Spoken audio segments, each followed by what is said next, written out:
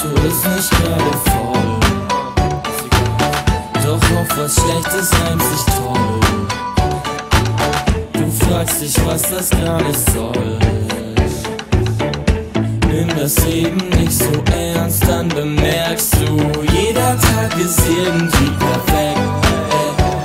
Kein Tag, an dem ich denk, ich will hier weg, denn es geht mir gut.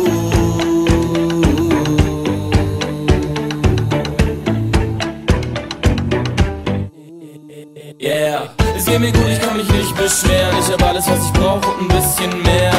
Du sagst, das Leben ist nicht fair, na dann nimm dir einen Schluck und ist nicht so ernst. So wenn es dir dann immer noch keinen Spaß macht, shoppst dir den Arsch ab, hockst jeden Tag 8 Stunden im Büro mit deinem Boss, diesem Arsch, ja dann machst wie ich und sag, stopp mal, das war's.